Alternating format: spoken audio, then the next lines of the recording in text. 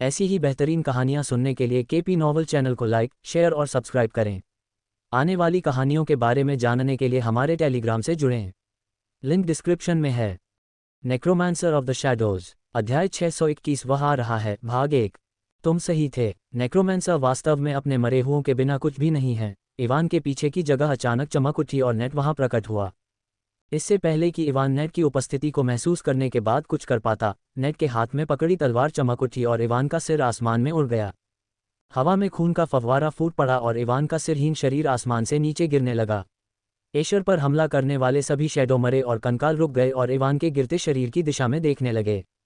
धमाका! एक जोरदार धमाके की आवाज के साथ इवान का सिरहीन शरीर जमीन पर गिर गया। इवान के सिरहीन शरीर के जमीन पर गिरने के बाद युद्ध का मैदान पूरी तरह से शांत हो गया। एशर का दिमाग अभी भी पिछले कुछ सेकंड में हुई कई तरह की चीजों को समझने की कोशिश कर रहा था, इसलिए उसने इवान का सिर नेट द्वारा काटे जाने के बाद कुछ नहीं कहा। छाया मरे हुए भी चुप थे और उस जगह को देख रहे थे जहां इवान का शरीर गिरा था। इस बीच नेट की आंखें, जो नकाब के पीछे था, अनिश्चितता से भरी हुई थीं और उसका पूरा ध्यान छाया मरे हुए की स्थिति पर था। अब जब इवान मर चुका था तो उसे उम्मीद थी कि वे गायब हो जाएंगे। उसे डर था कि अगर वे गायब नहीं हुए और इवान की मौत का बदला लेने की कोशिश नहीं की तो वह कुत्ते से भी बदतर मौत मरेगा। वे अभी भी यहाँ क्यों हैं? नेट का दिल ढोल की तरह धड़कने लगा जब इवान की मौत के 10 सेकंड बाद भी छाया मरे हुए गायब नहीं हुए। अचानक सभी छाया मरे और कंकालों ने एक साथ अपने सिर उठाए और नेट को देखा जो आसमान में ऊंचे मंडरा रहा था। इतने सारे एस रैंकर्स की निगाहों को महसूस करते हुए नेट को अपनी रीढ़ की हड्डी में ठंडक महसूस हुई और वह वहां से भागने के लिए तैयार हो गया। लेकिन इससे पहले कि वह भाग पाता, के हा, सभी कंकाल और छाया मरे हुए लोग एक अजीब तरीके से हंसने लगे। वे क्यों हंस रहे हैं? नेट ने खुद से सोचा जब उसने कंकाल और छाया मरे हुए लोगों को हंसते हुए देखा। क्या ये हो सकता है कि ये सभी राक्षस इवान के गुलाम थे और उसे मारकर मैंने उन्हें आज़ाद कर दिया है, इसलिए वे हंसकर जश्न मना रहे हैं?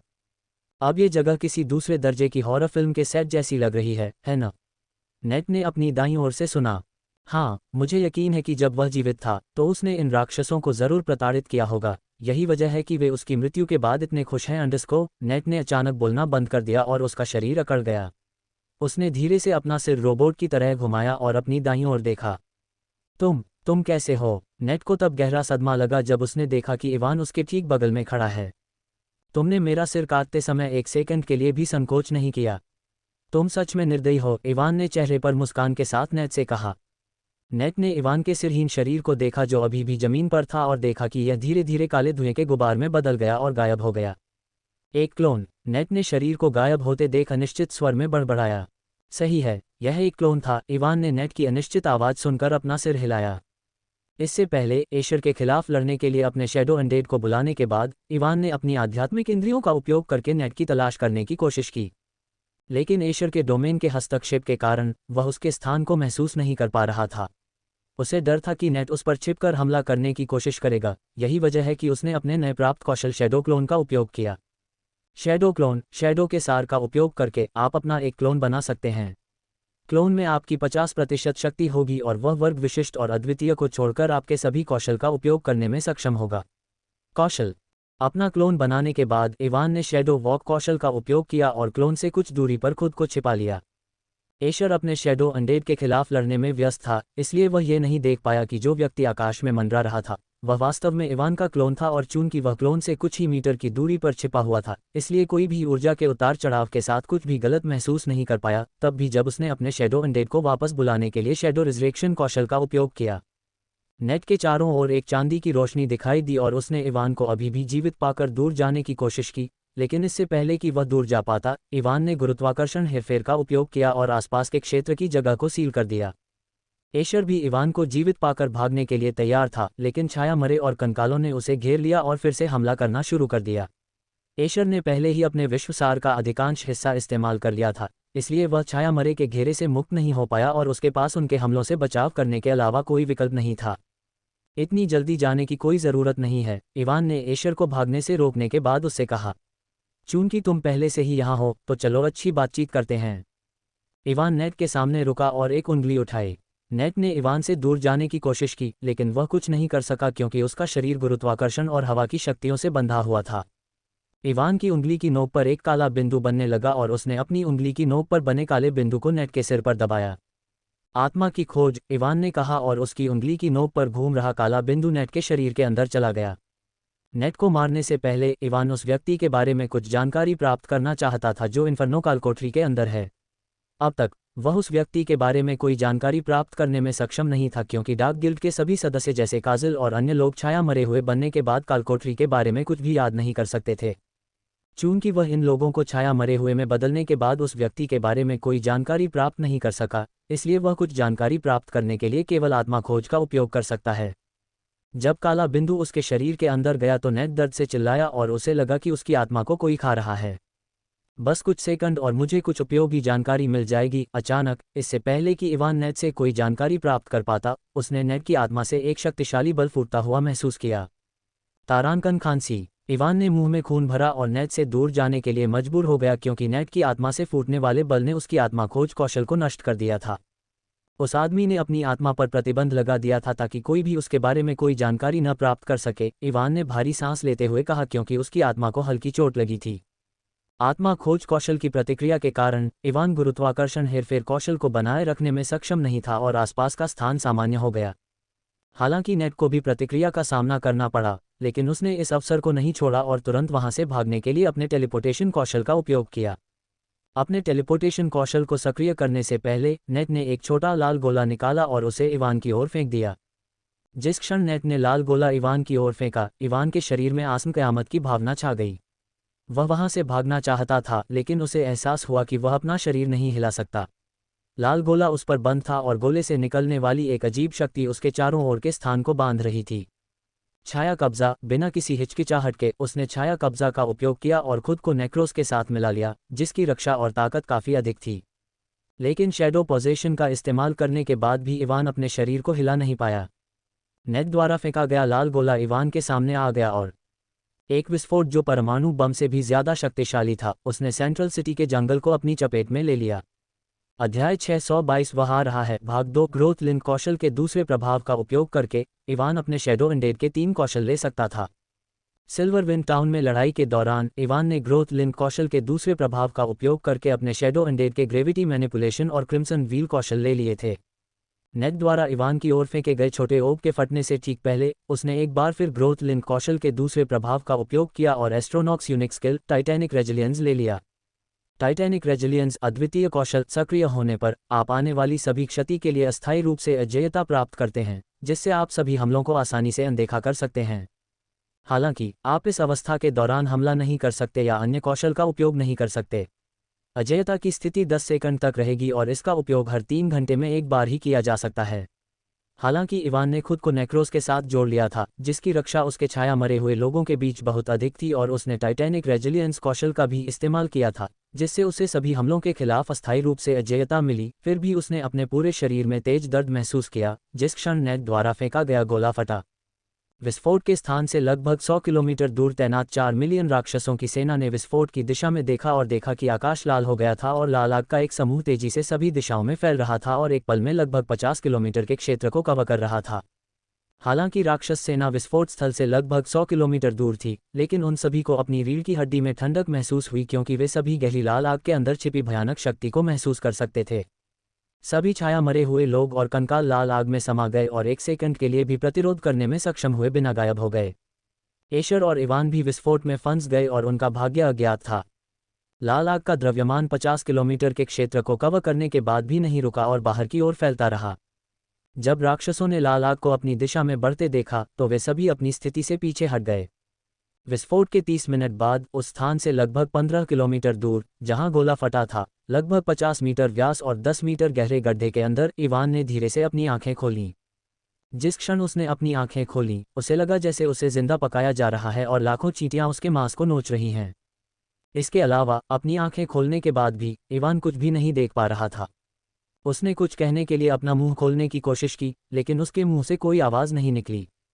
वह अपने हाथ या पैर महसूस नहीं कर पा रहा था और यहाँ तक कि उसकी अंतरात्मा भी काफ़ी धुंधली थी। उसके शरीर के चारों ओर की आभा अविश्वसनीय रूप से कमज़ोर थी और उसकी जीवन शक्ति लगातार गिर रही थी। जब वह अपनी आंखों से अपने शरीर की स्थिति को नहीं देख पा रहा था, तो इवान ने अपने आध्यात्मिक इंद्रियों का उपयोग करके अपने शरीर का निरीक्षण किया। और जिस क्षण उसने अपने शरीर की स्थिति को देखा, उसका आभामंडल जो पहले से ही बहुत कमजोर था और भी कम हो गया।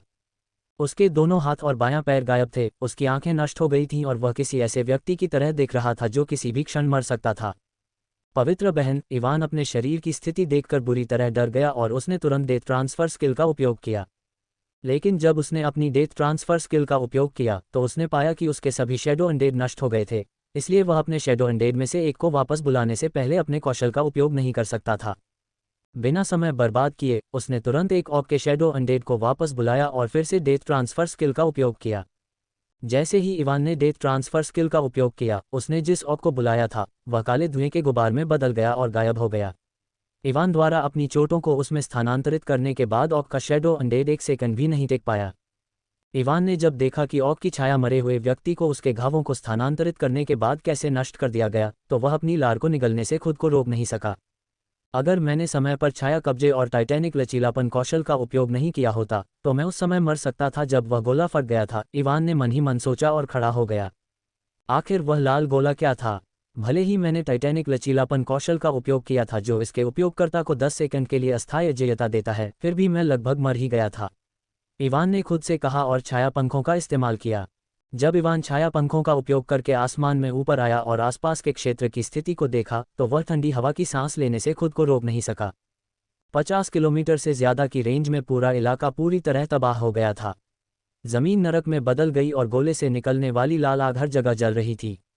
ये लाल आग सामान्य आग से इतनी अलग क्यों लग रही है? इवान ने मन ही मन सोचा और अपनी आध्यात्मिक इंद्रियों का इस्तेमाल करके आग को स्कैन किया। लानत है, लेकिन जैसे ही इवान की आध्यात्मिक इंद्रियों ने लाल आग को छुआ, वह आग से जल गई और इवान की आत्मा एक बार फिर हल्की सी घायल हो गई। क्या बकवास है, इस आग में वास्तव में वैचारिक ऊर्जा के निशान हैं, इवान ने अपनी आत्मा को स्थिर करने के बाद चौंकते हुए आवाज में कहा। इस आग से आने वाली शक्ति के उतार चढ़ाव को महसूस करके मैं बता सकता हूं कि यह आग उस फ्लेम डेमन एशर की आग से भी ज्यादा शक्तिशाली है। उस आदमी को ऐसी चीज कैसे मिली? इवान ने अपने चेहरे पर गंभीर भाव के साथ खुद से कहा। और ठीक है, अचानक इवान ने कुछ सोचा और उस दिशा में उड़ गया जहां विस्फोट हुआ था। वह आदमी एक ज्वाला दानव है, इसलिए उसके अभी भी जीवित होने की बहुत संभावना है।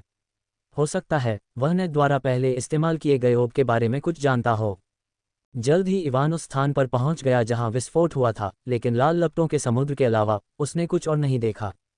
लाल लपटों के कारण जो उसकी आध्यात्मिक इंद्रियों को भी जला सकती थी, इवान के पास सामान्य तरीकों का उपयोग करके एशर की खोज करने के अलावा कोई विकल्प नहीं था।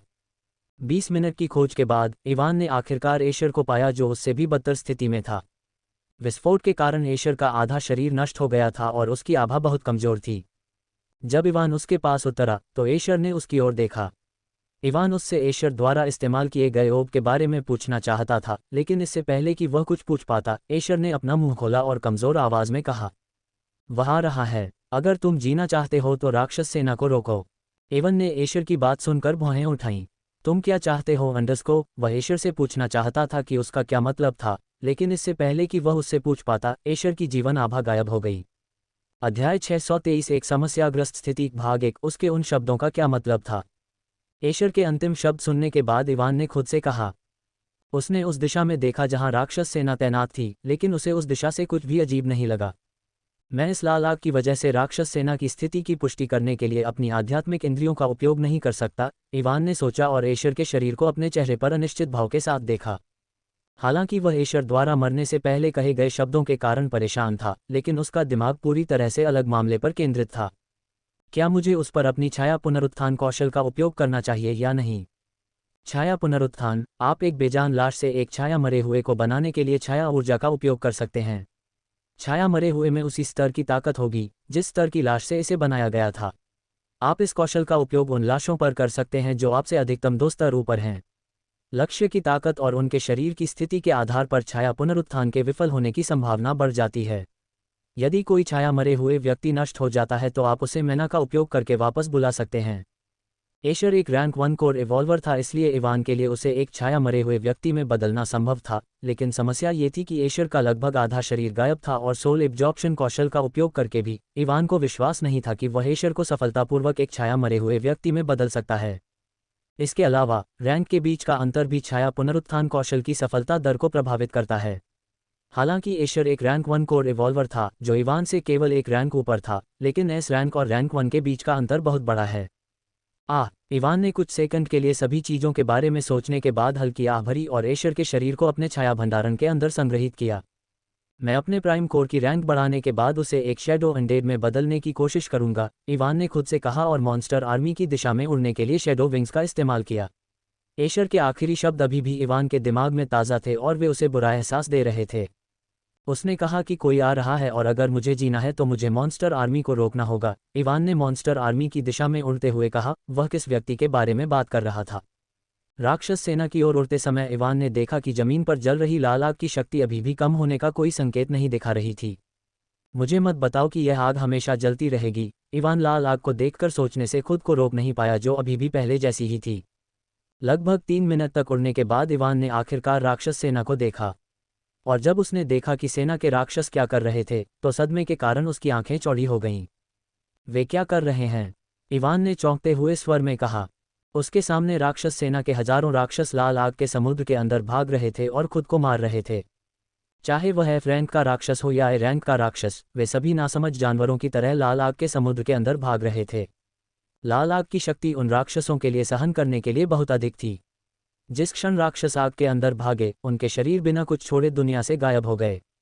यहाँ तक कि इवान किसी व्यक्ति की मृत्यु के बाद जो आत्मा के गोले अवशोषित कर सकता था, वे भी लाल आग से जल गए।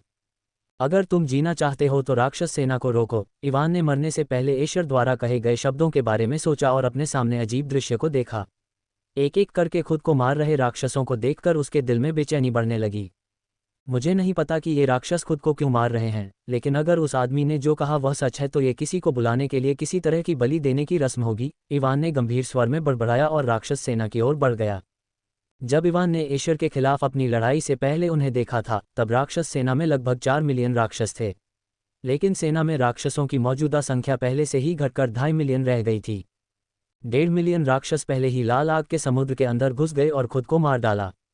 राक्षस सेना के पास पहुंचने के बाद इवान ने गुरुत्वाकर्षण हेरफेर का इस्तेमाल किया और सभी राक्षसों को हिलने से रोक दिया। इवान ने जब उन्हें रोका तो सभी राक्षस गुस्से में दहाड़ने लगे और उनकी आंखें लाल हो गईं। इससे पहले राक्षस सेना में कुल 4 एस रैंकर थे, लेकिन उनमें से 3 पहले ही आग के समुद्र के अंदर कूद चुके थे और अब केवल एक एस रैंकर बचा था। लेकिन इवान के गुरुत्वाकर्षण हेरफेर कौशल की शक्ति के सामने वह एस रैंकर भी गुस्से में दहाड़ने के अलावा कुछ नहीं कर सकता था।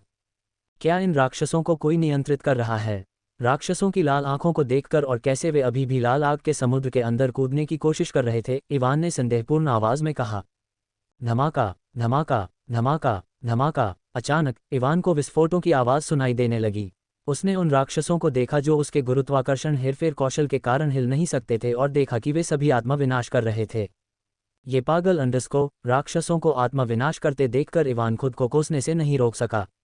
वहां लाखों राक्षस थे, इसलिए अगर वे खुद को नष्ट करना चाहते थे तो इवान के लिए भी उन्हें रोकना असंभव था। कुछ ही सेकंड में 10 लाख से ज्यादा राक्षस खून के धुंध में बदल गए और दसियों किलोमीटर के इलाके को खून की धरती में बदल दिया। वे खुद को मारकर क्या करने की कोशिश कर रहे हैं? इवान ने भ्रमित स्वर में खुद से पूछा और उन राक्षसों को देखा जो एक के बाद एक विस्फोट कर रहे थे। वाह! अचानक जंगल में जल रही लाल आग अपने आप चली गई और एक जगह इकट्ठा होने लगी। लाल आग के साथ साथ राक्षसों की मौत के बाद आसपास के इलाके में भरा खून का धुंध भी चला गया और उस जगह की ओर बढ़ गया जहां लाल आग इकट्ठा हो रही थी। इवान ने लाल आग और खून के धुंध को रोकने की कोशिश की, लेकिन उसके प्रयास बेकार रहे और सारा खून का धुंध लाल आग में समा गया। धमाका, धमाका, धमाका। राक्षसों के फटने की गति भी बढ़ गई और कुछ ही सेकंड में सभी राक्षस मर गए। राक्षसों की रक्त धुंध एक जगह एकत्रित लाल आग में समा गई। जिस क्षण लाल आग ने सारे रक्त के धुंध को अवशोषित कर लिया, आसपास के अंतरिक्ष अवरोध हिलने लगे और अविश्वसनीय रूप से कमजोर हो गए। वूश! अचानक लाल आग लाल धुएं के गुबार में बदल गई और आसपास के क्षेत्र का अंतरिक्ष अवरोध ढह गया। जब अंतरिक्ष अवरोध ढह गया और लाल धुआं गायब हो गया तो इवान ने सोचा कि वह एशर के समान एक और उच्च रैंकिंग वाला दानव देखेगा। लेकिन जब धुआं गायब हो गया और आसपास का वातावरण साफ हो गया तो इवान चौंक गया, क्योंकि दानव के बजाय उसने कुछ ऐसा देखा जिसकी उसे वहां देखने की उम्मीद नहीं थी। एक कालकोठरी पोर्टल, एक लाल कालकोठरी पोर्टल जो उसे बुरा एहसास दे रहा था, वहां दिखाई दिया। अध्याय 624 एक समस्याग्रस्त स्थिति भाग 2। एक कालकोठरी पोर्टल। इवान चौंक गया जब उसने लाल धुआं गायब होने के बाद जंगल के बीच में एक पोर्टल दिखाई दिया। जिस क्षण पोर्टल दिखाई दिया, इवान ने क्षेत्र को स्कैन करते हुए एक शक्तिशाली आध्यात्मिक भावना महसूस की। जब इवान ने क्षेत्र को स्कैन करने वाली आध्यात्मिक भावना की शक्ति को महसूस किया तो उसकी आत्मा कुछ पल के लिए कांप उठी। क्षेत्र को स्कैन करने वाले व्यक्ति की आत्मा शक्ति उस ज्वाला दानव आशेर से भी अधिक भयानक है। इवान ने मन ही मन सोचा और उस व्यक्ति को खोजने की कोशिश की जो आध्यात्मिक भावना का उपयोग करके आसपास के वातावरण को स्कैन कर रहा था। वाह! अचानक जंगल में दिखाई देने वाले कालकोठरी पोर्टल के चारों ओर एक सुनहरा अवरोध दिखाई दिया। जिस क्षण सुनहरे अवरोध ने कालकोठरी पोर्टल को ढक लिया, आसपास के वातावरण को स्कैन करने वाली आध्यात्मिक भावना गायब हो गई। यह अंडरस्को जब इवान ने सुनहरे अवरोध को देखा और कैसे आसपास के वातावरण को स्कैन करने वाले व्यक्ति की आध्यात्मिक भावना अचानक गायब हो गई, तो उसे आखिरकार एहसास हुआ कि क्या हो रहा था। इस कालकोठरी के अंदर मौजूद राक्षस ने वास्तव में अपनी आध्यात्मिक भावना को कालकोठरी से बाहर भेज दिया। इवान ने सोचा और अपनी आंखें सिकोड़ लीं। कालकोठरी के अपने नियम होते हैं और कोई भी व्यक्ति पोर्टल से गुजरे बिना कालकोठरी के अंदर या बाहर की स्थिति को स्कैन करने के लिए अपनी आध्यात्मिक भावना का उपयोग नहीं कर सकता। इवान अपने रूल ब्रेकर शीर्षक के दूसरे प्रभाव के कारण कालकोठरी पोर्टल के दूसरे छोर पर अपनी आध्यात्मिक इंद्रियों को भेज सकता है, लेकिन उसके अलावा उसने कभी किसी ऐसे व्यक्ति के बारे में नहीं सुना जो ऐसा कर सकता हो। लेकिन अभी कालकोठरी के अंदर मौजूद राक्षस ने अपनी आध्यात्मिक इंद्रियों का उपयोग करके कालकोठरी के बाहर के परिवेश को स्कैन करने में सफलता प्राप्त की, इससे पहले कि उसे सुनहरे अवरोध द्वारा रोका जाता। इवान आकाश से नीचे आया और पोर्टल के सामने उतरा। पोर्टल गहरा लाल था और जब इवान ने पोर्टल से निकलने वाले ऊर्जा उतार चढ़ाव का बारीकी से निरीक्षण किया तो उसने कुछ अजीब देखा। इस कालकोठरी के ऊर्जा उतार चढ़ाव से मैं बता सकता हूं कि यह सिर्फ एक रैंक कालकोठरी है, लेकिन ये कैसे संभव है? इवान ने धीमी आवाज में कहा।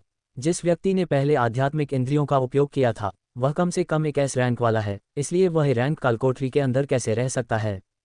कालकोठरी के द्वार से निकलने वाले ऊर्जा के उतार चढ़ाव को महसूस करते हुए इवान ने स्वर्ण अवरोध को भी स्कैन किया। सबसे पहले जब उसने इसे स्कैन करने की कोशिश की तो उसकी आध्यात्मिक इंद्रियों को स्वर्ण अवरोध ने रोक दिया, लेकिन जल्द ही वह अवरोध को स्कैन करने में सक्षम हो गया क्योंकि उसके रूल ब्रेकर शीर्षक का दूसरा प्रभाव सक्रिय हो गया। यह अवरोध यह मन या विश्वसार से नहीं बना है और न ही यह वैचारिक ऊर्जा से बना है, इवान ने स्वर्ण अवरोध को स्कैन करने के बाद अनिश्चित स्वर में कहा। उसने अवरोध को कुछ और मिनटों तक स्कैन किया, लेकिन उसके बाद भी वह स्वर्ण अवरोध के बारे में कुछ भी समझ नहीं पाया। इस अवरोध को बनाए रखने वाली ऊर्जा मेरे लिए समझने के लिए बहुत जटिल है। ऐसा लगता है कि दुनिया ने खुद ही कुछ रोकने के लिए कालकोठरी के चारों ओर यह अवरोध बनाया है। इवान ने अवरोध को स्कैन करने के बाद खुद से कहा। अचानक जब इवान अपनी आध्यात्मिक इंद्रियों से अवरोध को स्कैन कर रहा था तो उसने कालकोठरी के द्वार से कुछ अजीब मानसिक ऊर्जा तरंगों को निकलते हुए महसूस किया। पहले तो इवान को उन मानसिक ऊर्जा तरंगों की बहुत परवाह नहीं थी क्योंकि उसे लगा कि स्वर्ण अवरोध उन्हें भी रोक देगा, लेकिन जल्द ही उसका भाव बदल गया क्योंकि वे मानसिक ऊर्जा तरंगें स्वर्ण अवरोध से आसानी से बाहर निकल आईं और सभी दिशाओं में फैलने लगीं। मार डालो मार डालो मार डालो मार डालो, लानत है। जिस क्षण इवान उन मानसिक ऊर्जा तरंगों के संपर्क में आया उसके दिमाग में एक आवाज़ गूंजने लगी जो उसकी मानसिक स्थिति को प्रभावित करने की कोशिश कर रही थी। उसे भयंकर सिरदर्द महसूस हुआ और लोगों को मारने की एक अजीब सी इच्छा उसके दिल में बढ़ने लगी।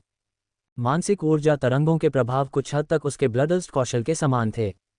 इवान ने मानसिक ऊर्जा तरंगों के प्रभाव का विरोध करने के लिए अपनी आध्यात्मिक शक्ति का उपयोग किया और अपनी मानसिक स्थिति को बनाए रखने में सक्षम था।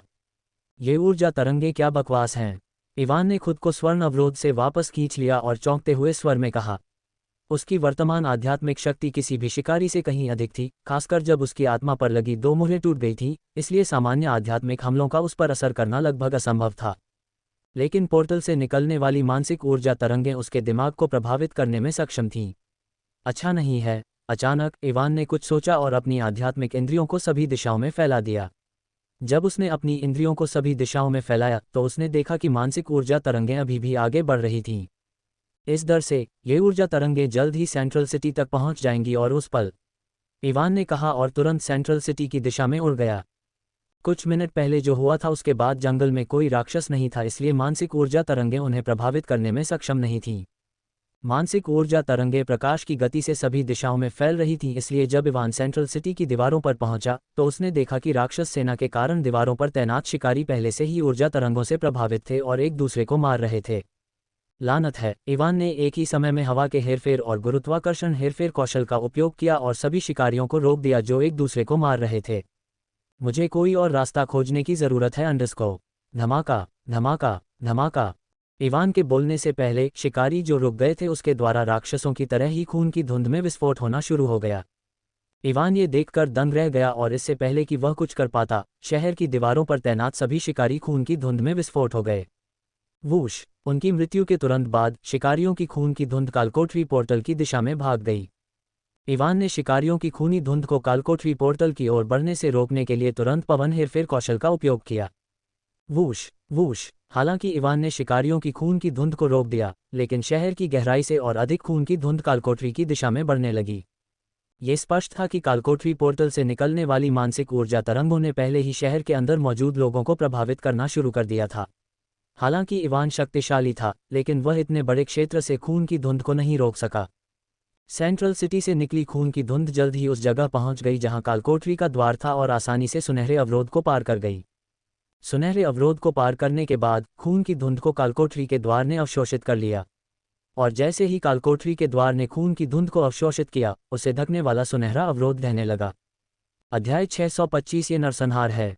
भाग 1। लानत है। इवान ने ये देखकर शाप दिया कि कैसे शहर के लोगों ने भी एक दूसरे को मारना शुरू कर दिया था और उनका खून कालकोठरी पोर्टल की दिशा में बढ़ रहा था।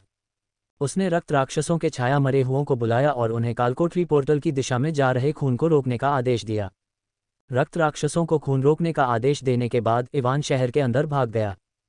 जब वह शहर के अंदर आया तो उसने देखा कि लोग एक दूसरे को नासमझ लाशों की तरह मार रहे थे।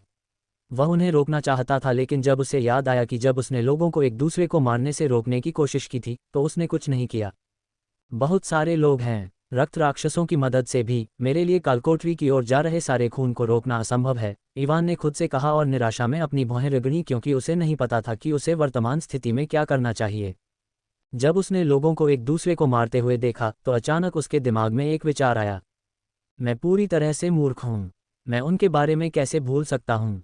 उसने खुद को कोसा और अपने कुछ छाया मरे हुए लोगों को बुलाया जो कोयल के समान थे। उसने जो मरे हुए लोग बुलाए वे स्प्राइट कोयल नामक पक्षी राक्षस के छाया मरे हुए लोग थे। स्प्राइट कोयल में लड़ने की बहुत शक्ति नहीं होती है, लेकिन वे आध्यात्मिक हमलों में माहिर होते हैं। उनका एक कौशल शांति गीत है जो लोगों के दिमाग को प्रभावित कर सकता है और उन्हें सुला सकता है। चूंकि वह लोगों को सामान्य तरीकों से एक दूसरे को मारने से नहीं रोक सकता, इसलिए वह उन्हें सुला देगा। स्प्राइट कोयल इवान के लिए बहुत उपयोगी नहीं थे, इसलिए उसके पास कोयल के केवल 10 छाया मरे हुए लोग थे। उन्हें बुलाने के बाद उसने स्प्राइट कोयल को पूरे शहर में फैलने और लोगों को सुलाने के लिए शांति गीत का उपयोग करने का आदेश दिया। इवान का आदेश पाते ही 10 कोयलों की छाया मरे हुए तुरंत उड़ गए और शहर के बड़े इलाके में एक मधुर गीत गूंज उठा। इवान ने जमीन पर लड़ रहे लोगों की तरफ देखा और पाया कि जैसे ही शांति गीत बजना शुरू हुआ, उनकी हमला करने की गति धीमी हो गई। कुछ ही सेकंड में 20 किलोमीटर के दायरे में सभी लोगों ने एक दूसरे पर हमला करना बंद कर दिया और सो गए। कोयलों के गीत को उपयोगी मानते हुए इवान ने अपने छाया मरे हुए लोगों को गाना जारी रखने और शहर के अलग अलग इलाकों में जाने का आदेश दिया। हालांकि मैं इस विधि का उपयोग करने वाले सभी लोगों को नहीं रोक पाऊंगा क्योंकि शहर बहुत बड़ा है और वहां सिर्फ 10 स्प्राइट कोयल हैं, लेकिन ये कुछ न होने से तो बेहतर है, इवान ने खुद से कहा और शहर से बाहर निकल गया। रक्त दानव अभी भी शहर से निकलने वाले रक्त धुंध को रोकने की कोशिश कर रहे थे, लेकिन जो रक्त धुंध निकल रहा था उसकी मात्रा बहुत अधिक थी, इसलिए वे कालकोठरी पोर्टल की ओर जाने वाले सभी रक्त धुंध को नहीं रोक सके। इस बकवास को रोकने के लिए मुझे कम से कम ये जानना होगा कि यहाँ क्या हो रहा है, इवान ने धीमी आवाज में कहा और जमीन पर उतर गया। उतरने के बाद उसने अपने छाया भंडारण से एशर के शरीर को बाहर निकाला। इवान फिलहाल एशर को छाया मरे हुए में नहीं बदलना चाहता था क्योंकि असफल होने की संभावना काफी अधिक थी, लेकिन वर्तमान स्थिति में उसके पास एशर पर छाया पुनरुत्थान का उपयोग करने के अलावा कोई विकल्प नहीं था क्योंकि वह अकेला व्यक्ति था जो उसे बता सकता था कि क्या हो रहा था। मेरे पास बस एक मौका है, इवान ने एक गहरी सांस ली और छाया पुनरुत्थान का उपयोग किया। एशर के शरीर की स्थिति बहुत गंभीर थी और इवान को यकीन था कि अगर वह एक बार भी असफल हुआ तो एशर का शरीर फट जाएगा। छाया पुनरुत्थान को सक्रिय करने के बाद इवान ने एक सेकंड के लिए भी संकोच नहीं किया और यह सुनिश्चित करने के लिए कि कुछ भी गलत न हो, ईंधन के रूप में सीधे 1 लाख आत्माओं का उपयोग किया। भले ही इवान ने 1 लाख आत्माओं का उपयोग किया हो, लेकिन छाया ऊर्जा के अंदर जाते ही एशर का शरीर हिंसक रूप से हिलने लगा। इस डर से कि एशर का शरीर फट जाएगा, उसने एक बार फिर 1 लाख आत्माओं का उपयोग किया।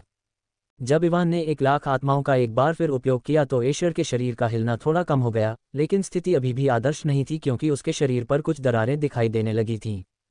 इवान ने ये देखकर अपने दांत पीस लिए और एक बार फिर 3 लाख आत्माओं का उपयोग किया, कुल 5 लाख आत्माओं का ईंधन के रूप में उपयोग किया। जैसे ही उसने 3 लाख आत्माओं का उपयोग किया, एशर का शरीर हिलना बंद हो गया और उसकी त्वचा पर दिखाई देने वाली दरारें भी गायब हो गईं। धीरे धीरे एक छाया मरे हुए व्यक्ति जो एशर जैसा दिखता था, इवान के सामने आया। रैंक 1 इवॉल्वर की आभा जंगल में भर गई और इवान के आसपास का स्थान एशर द्वारा छोड़े जा रहे दबाव के कारण कांप उठा। छाया पुनरुत्थान सफल होते देख इवान ने राहत की सांस ली और उसके चेहरे पर एक बड़ी मुस्कान आ गई। लेकिन मुस्कुराना उसकी सबसे बड़ी गलती थी, क्योंकि जिस क्षण उसने मुस्कुराया, धमाका, एशर का शरीर खून से लथपथ हो गया। मांस और खून के छोटे छोटे टुकड़े चारों ओर उड़ गए और उनमें से कुछ उसके मुंह के अंदर चले गए। अपनी मां को चोदो, इवान ने तुरंत उल्टी करना शुरू कर दिया और उसके चेहरे पर घृणा की झलक दिखाई दी। मास्टर, मेरी मां पहले ही मर चुकी है, इसलिए मैं आपके आदेश का पालन नहीं कर सकता। जब वह उल्टी कर रहा था तो इवान ने एशर की आवाज़ सुनी। तारानकन खांसी। सुबह खाए गए भोजन के साथ इवान ने एशर की आवाज़ सुनकर थोड़ा खून भी खांसा। कमीने, मैं तो बस गाली दे रहा था, तुम्हें व्यभिचार करने के लिए नहीं कह रहा था, उसने उल्टी करते हुए मन ही मन सोचा।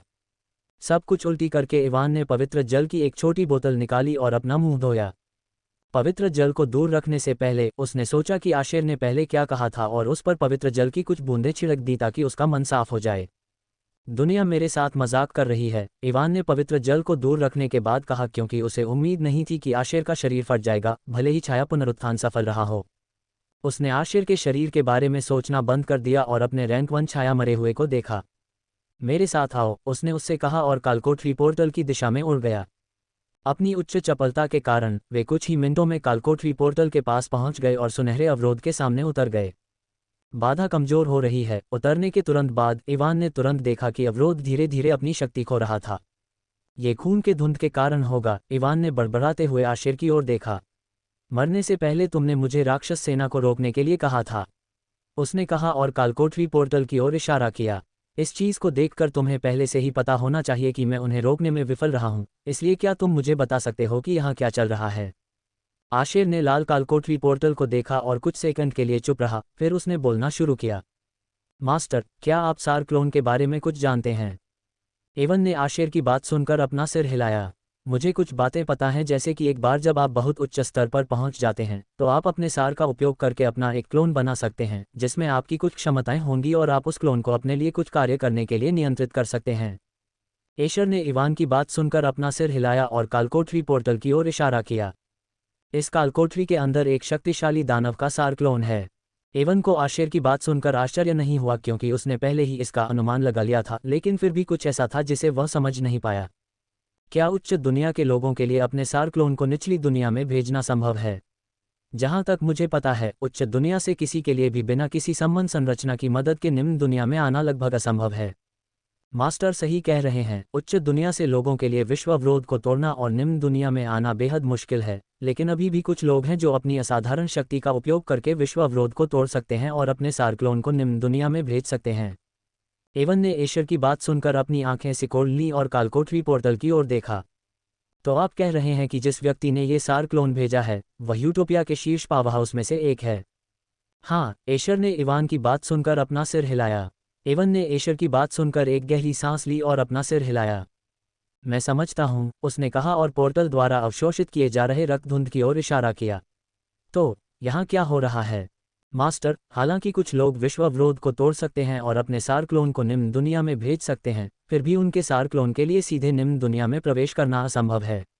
निचली दुनिया के कानून यूटोपिया से बहुत अलग हैं और ये कानून स्वाभाविक रूप से उन लोगों के अस्तित्व को अस्वीकार करते हैं जो बलपूर्वक निचली दुनिया में प्रवेश करते हैं, अशा ने कहा और उसने आगे कहा।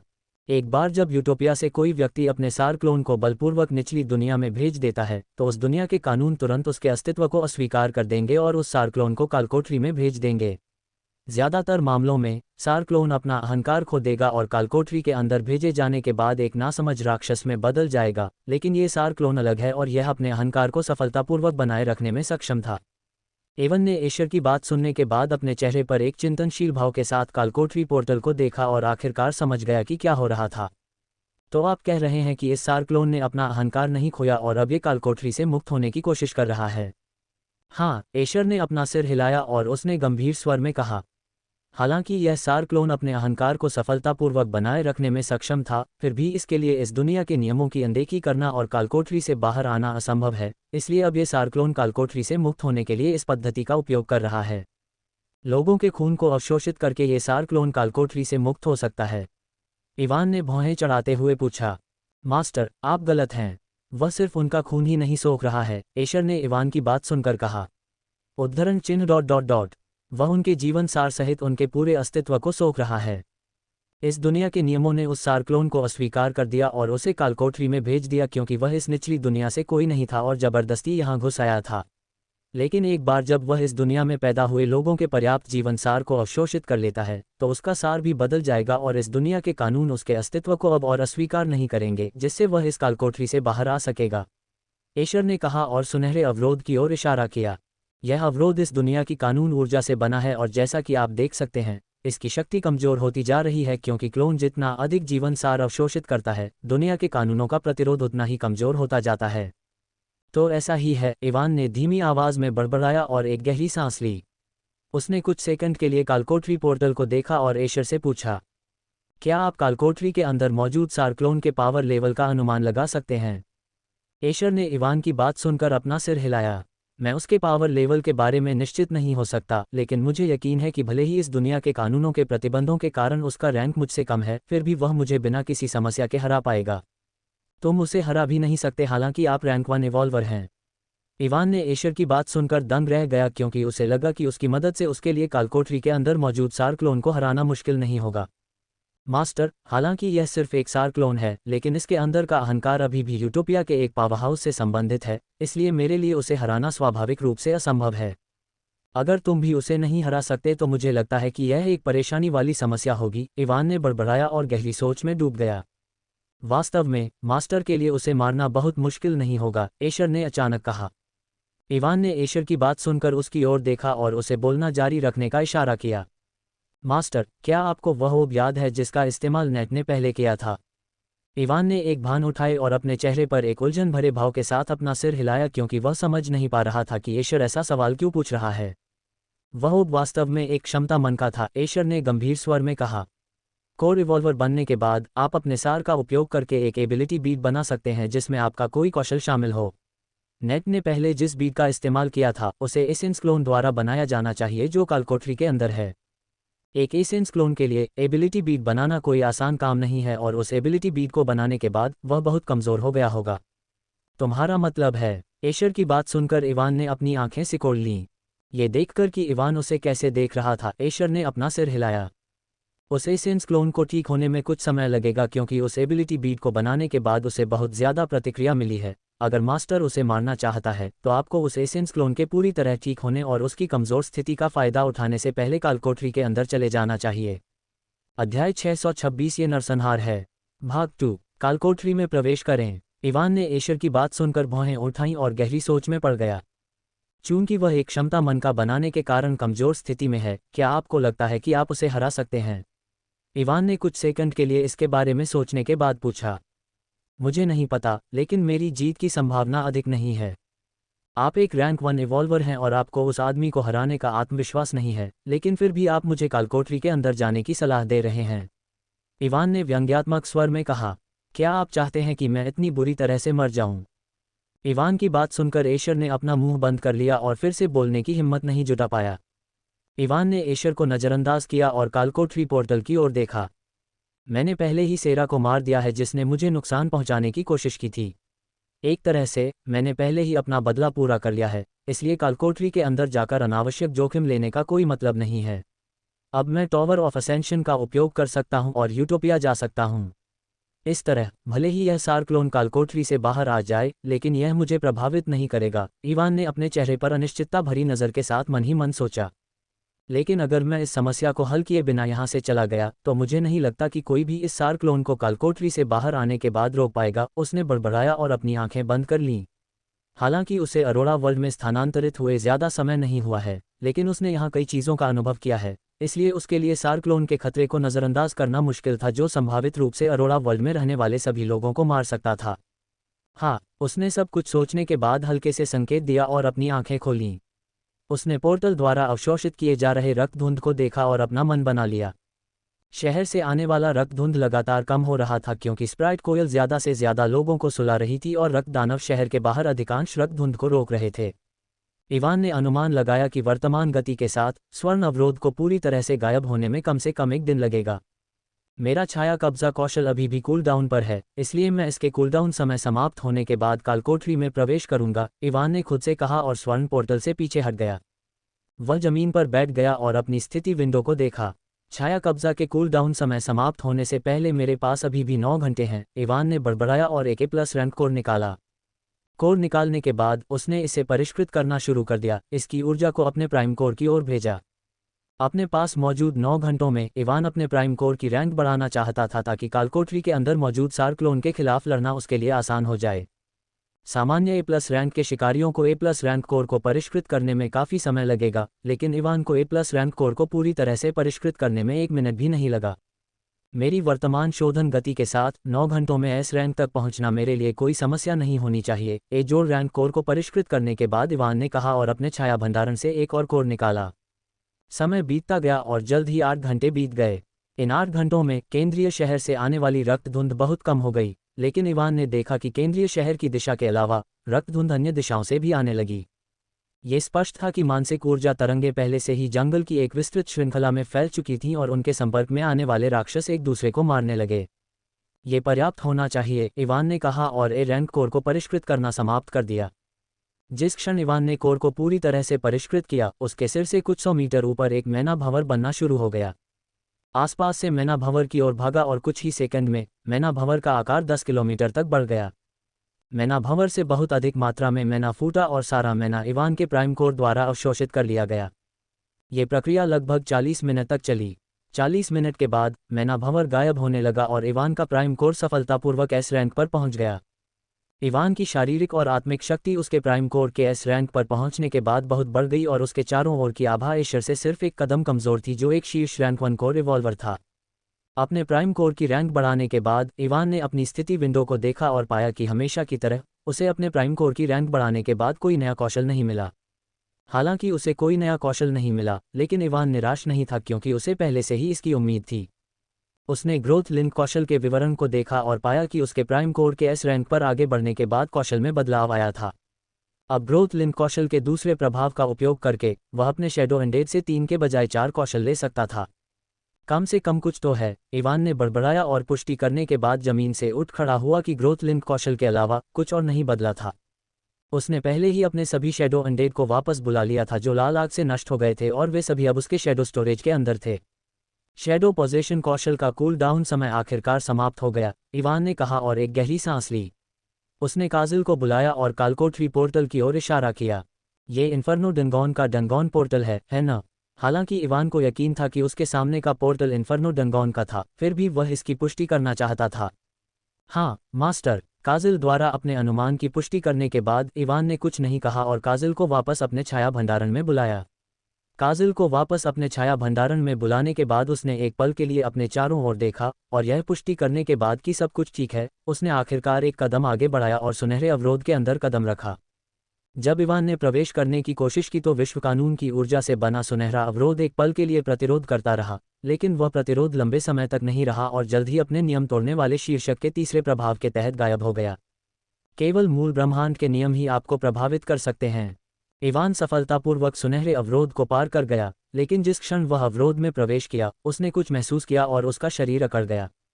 अध्याय 627 ये नरसंहार है, भाग 3। इवान ने एक कदम आगे बढ़ाया और बिना किसी समस्या के गोल्डन बैरियर से गुजर गया क्योंकि उसके शीर्षक रूल ब्रेकर का तीसरा प्रभाव था। लेकिन जिस क्षण इवान बैरियर में घुसा उसने कुछ महसूस किया और उसका शरीर अकड़ गया। वह धीरे धीरे पीछे मुड़ा और गोल्डन बैरियर के बाहर देखने लगा। मेरे साथ बकवास मत करो, इवान ने एक गहरी सांस ली और बमुश्किल सुनाई देने वाली आवाज में कहा। तुम सब बाहर क्या कर रहे हो? उसने अपने सभी शैडो अनडेड को देखते हुए पूछा जो गोल्डन बैरियर के बाहर खड़े थे। इवान की बात सुनकर उसके सभी शैडो अनडेड ने अपने चेहरों पर उलझन भरी नजरों के साथ एक दूसरे को देखा। मास्टर, क्या आप ही नहीं थे जिन्होंने हमें शैडो स्टोरेज से बाहर भेजा था? एलिसिया ने इवान की बात सुनकर पूछा। लानत है, मुझे मत बताओ कि मैं अपने शैडो अनडेड को कालकोठरी के अंदर नहीं ला सकता। इवान गोल्डन बैरियर से बाहर कूद गया और उन्हें अपने शैडो स्टोरेज के अंदर वापस बुला लिया। अपने शैडो अनडेड को वापस अपने शैडो स्टोरेज में बुलाने के बाद वह एक बार फिर गोल्डन बैरियर में घुस गया। लेकिन पिछली बार की तरह जिस क्षण इवान गोल्डन बैरियर में घुसा उसके सभी शैडो अनडेड बाहर भेज दिए गए। क्या हो रहा है? इवान ने अपनी सांस के नीचे चाप दिया और अपनी भौहें सिकोड़ लीं। ये पहली बार था जब उसने इस तरह की स्थिति का सामना किया था। अपने रूल ब्रेकर की उपाधि के कारण वह हमेशा कालकोठरी के नियमों को अनदेखा करने में सक्षम था और उसके शैडो अनडेड भी, क्योंकि एक तरह से वे सभी उसके कौशल का हिस्सा थे। लेकिन इस बार किसी कारण से उनमें से कोई भी उसके साथ कालकोठरी में प्रवेश करने में सक्षम नहीं था। क्या यह इस गोल्डन बैरियर की वजह से है? इवान ने मन ही मन सोचा और अपनी आंखें सिकोड़ लीं। उसने अपने शैडो अनडेड को अपने साथ कुछ और बार लाने की कोशिश की, लेकिन सब बेकार था। मेरे शैडो अनडेड के बिना मैं शैडो पोसेशन स्किल का इस्तेमाल भी नहीं कर पाऊंगा, इवान ने सोचा और गहरे विचार में पड़ गया कि उसे कालकोठरी के अंदर जाना चाहिए या नहीं। शैडो पोसेशन स्किल उसका सबसे मजबूत तुरुप का पत्ता था जो उसकी शक्ति को पूरी तरह से अलग स्तर तक बढ़ा सकता था, लेकिन अगर वह अपने शैडो अनडेड को कालकोठरी के अंदर नहीं ला पाता तो वह शैडो पोसेशन स्किल का इस्तेमाल नहीं कर पाता। भले ही उसने अपने प्राइम कोर की रैंक बढ़ा ली थी, लेकिन उसे यकीन नहीं था कि वह अपने शैडो अनडेड की मदद के बिना कालकोठरी के अंदर मौजूद एसेंस क्लोन को हरा पाएगा या नहीं। उसने अपने शैडो अनडेड को बैरियर के अंदर लाने के लिए अलग अलग तरीके आजमाए, लेकिन वे सभी बेकार थे। उसने अपने कुछ शैडो अनडेड को मार डाला और गोल्डन बैरियर में प्रवेश करने के बाद उन्हें वापस बुलाया, लेकिन जिस क्षण उसने उन्हें बुलाया वे सभी गोल्डन बैरियर के बाहर भेज दिए गए। लानत है, इवान ने निराशा में अपने सिर के पीछे खुजलाया और उसे नहीं पता था कि क्या करना है। मेरे शैडो अनडेड की मदद के बिना मैं उस एसेंस क्लोन को हराने में सक्षम नहीं हो सकता, लेकिन अगर कोई मुसीबत आती है तो मेरे लिए भागना मुश्किल नहीं होना चाहिए, इवान ने सोचा। और जब वह अपने शैडो अनडेड को बैरियर के अंदर लाने में सक्षम नहीं था तो उसने एक गहरी सांस ली। उसने अपने शैडो अनडेड को देखा और एक बार फिर गोल्डन बैरियर में प्रवेश करने से पहले एक असंतुष्ट बच्चे की तरह सूंघ लिया। उनके बिना भी ये युवा मास्टर उस सार क्लोन के खिलाफ 1,000,000 राउंड लड़ सकता है, इवान ने खुद को प्रोत्साहित करने के लिए कहा और कालकोठरी पोर्टल के अंदर कदम रखा। इवान के आसपास का माहौल उस पल बदल गया जब उसने पोर्टल के अंदर कदम रखा और उसने जल्द ही खुद को एक तबाह हो चुकी झुलसी हुई भूमि के बीच में खड़ा पाया। आसमान लाल रंग का था और लाल बादल जो मैग्मा से भरे हुए लग रहे थे धीरे धीरे हर जगह घूम रहे थे। कालकोठरी में प्रवेश करने के बाद इवान ने तुरंत अपनी आध्यात्मिक इंद्रियों को फैलाया ताकि यह पता लगाया जा सके कि आसपास कोई दुश्मन तो नहीं है।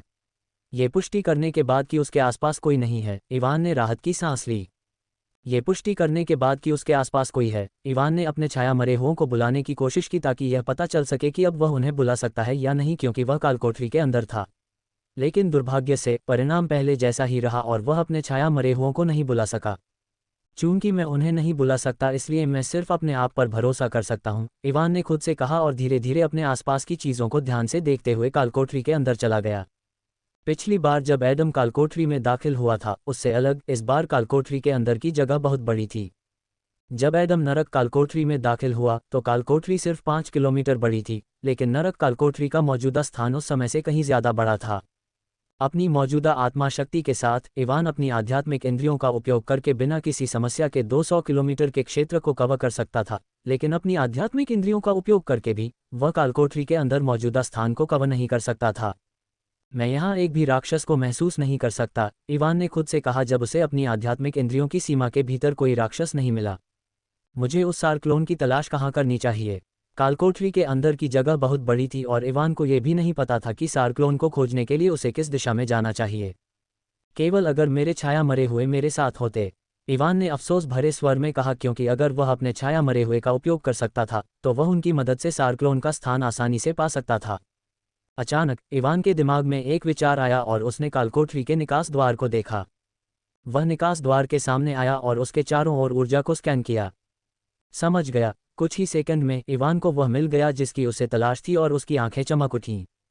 पोर्टल के अंदर आया रक्त धुंध उस सार क्लोन द्वारा अवशोषित किया जा रहा है। अगर मैं रक्त ऊर्जा के निशानों का अनुसरण करता हूं तो मैं उसे बिना किसी समस्या के पा सकूंगा, इवान ने खुद से कहा और तुरंत कालकोठरी में और अंदर चला गया, रक्त ऊर्जा द्वारा छोड़े गए निशानों का अनुसरण करते हुए।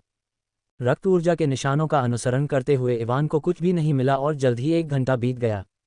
रक्त ऊर्जा के निशानों का अनुसरण करने के 1 घंटे बाद उसने आखिरकार कुछ देखा और हिलना बंद कर दिया। तो यही वह छिपा हुआ है, इवान ने अपने आप से कहा जब उसने अपने सामने विशाल रक्त गुंबद को देखा। अध्याय 628 ये नरसंहार है। भाग 4। इवान विशाल रक्त गुंबद से कुछ दूरी पर रुक गया और अपनी आध्यात्मिक इंद्रियों का उपयोग करके इसके अंदर देखने की कोशिश की, लेकिन वह आश्चर्यचकित था जब उसने पाया कि उसकी आध्यात्मिक इंद्रियां रक्त गुंबद के अंदर प्रवेश नहीं कर सकती थीं। जब उसकी आध्यात्मिक इंद्रियां काम नहीं कर रही थीं तो इवान ने बाज की आंख के कौशल का उपयोग किया, लेकिन बाज की आंख के कौशल का उपयोग करके भी वह कुछ भी नहीं देख सका। एक अजीब शक्ति है जो मुझे गुंबद के अंदर क्या है ये देखने से रोक रही है, इवान ने बड़बड़ाया और धीरे धीरे रक्त गुंबद की ओर चला गया। रक्त गुंबद की ओर बढ़ते हुए उसने अर्चना आलिंगन कौशल को सक्रिय किया और अपने चारों ओर एक अवरोध बनाया। कुछ ही मिनटों में इवान रक्त गुंबद के सामने पहुंच गया और उसने देखा कि एक लाल धुंध जो धुंध की तरह दिख रही थी, गुंबद को अंदर से ढक रही थी और किसी को भी ये देखने से रोक रही थी कि इसके अंदर क्या है। आप कालकोठरी के अंदर कैसे पहुंचे? जैसे ही इवान रक्त गुंबद के सामने रुका, उसने जिज्ञासा से भरी एक आवाज़ सुनी।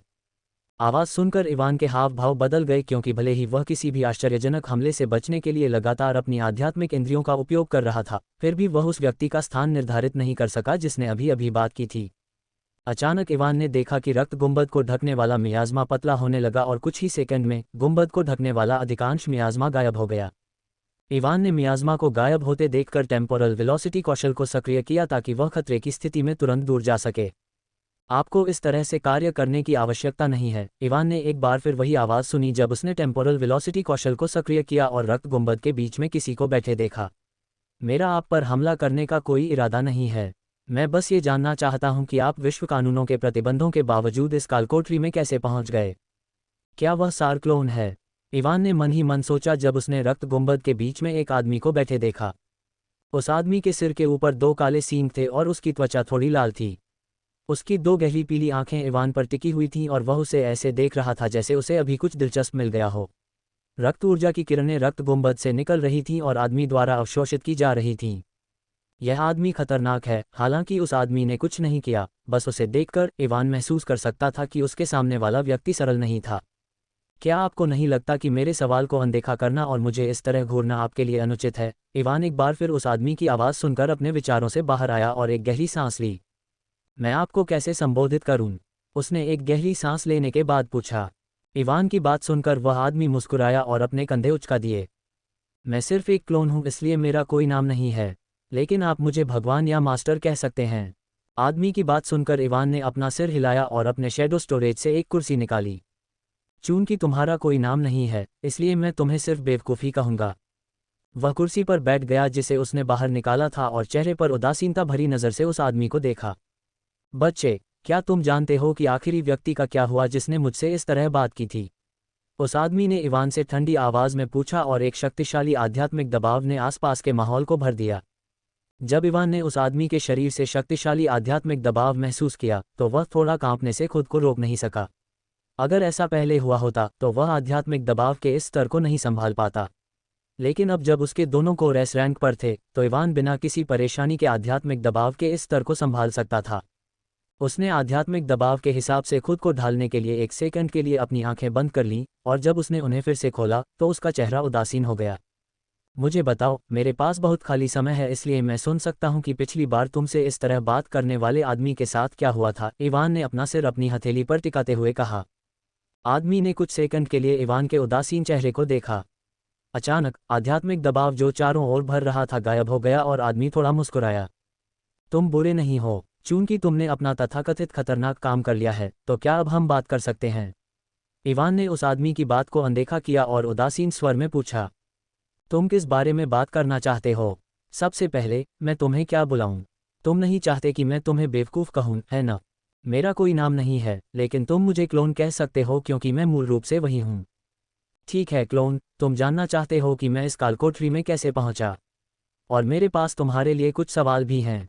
तो फिर यह कैसा रहेगा? इवान ने कहा, मैं तुम्हारे सवाल का जवाब दूंगा और बदले में तुम्हें मेरे सवाल का जवाब देना होगा। ज़रूर। इवान की बात सुनने के बाद क्लोन ने बिना किसी परेशानी के अपना सिर हिलाया। चूंकि तुम यहाँ मेहमान हो, इसलिए तुम पहला सवाल पूछ सकते हो। तो मैं तुम्हारी सद्भावना को अस्वीकार नहीं करूंगा, इवान ने क्लोन की बात सुनने के बाद कहा। मेरा सवाल सरल है, क्या तुम ही थे जिन्होंने सेरा और अन्य लोगों को राक्षसों को बुलाने की विधि सिखाई और उन्हें मनुष्यों को मारने के लिए कहा? हाँ, क्लोन ने इनकार नहीं किया और बिना किसी भाव के कहा। मैंने उन पर बहुत मेहनत की, लेकिन अंत में वे सभी बेकार साबित हुए क्योंकि उन्होंने कभी भी एक भी काम पूरी तरह से पूरा नहीं किया। मैं समझ गया। इवान ने क्लोन की बात सुनकर अपना सिर हिलाया और ज्यादा आश्चर्य नहीं दिखाया। अब मेरी बारी है, मुझे बताओ तुम कालकोठरी में कैसे घुसे जबकि यह कानून की बाधा से बंद है? मेरे पास एक ऐसा कौशल है जो मुझे सभी बाधाओं को पार करने की अनुमति देता है। मैंने बस उस कौशल का इस्तेमाल किया और कालकोठरी में प्रवेश किया, इवान ने कहा और अपनी कुर्सी पर पीछे झुक गया। क्या तुम मजाक कर रहे हो? क्लोन ने ठंडी आवाज में कहा। यह इस दुनिया की कानून ऊर्जा से बना एक अवरोध है। सिर्फ एक कौशल का उपयोग करके आप इसे बाईपास नहीं कर सकते। कानून ऊर्जा? क्लोन की बात सुनकर इवान ने भ्रमित भाव दिखाया। मुझे नहीं पता कि आप किस कानून ऊर्जा की बात कर रहे हैं, लेकिन मैं वास्तव में अपने कौशल का उपयोग करके इस कालकोठरी में प्रवेश कर गया हूँ। क्लोन ने इवान को संकुचित आंखों से देखा और ये देखने की कोशिश की कि क्या वह अपनी अभिव्यक्ति से कुछ हासिल कर सकता है। लेकिन क्लोन की संकुचित आंखों के नीचे भी इवान की अभिव्यक्ति नहीं बदली। क्या वह सच कह रहा है? क्लोन ने सोचा जब उसने इवान की भ्रमित अभिव्यक्ति देखी। क्या ये बेवकूफ़ कमीना सोचता है कि मैं उसे अपने शीर्षक नियम तोड़ने वाले के बारे में बताने जा रहा हूँ? इवान ने अंदर ही अंदर व्यंग किया और बाहर भी वही भाव बनाए रखा। कुछ सेकंड के बाद क्लोन ने इवान की ओर देखना बंद कर दिया और अपना सिर हिलाया। अब आप क्या पूछना चाहते हैं? क्लोन की बात सुनकर इवान का चेहरा गंभीर हो गया।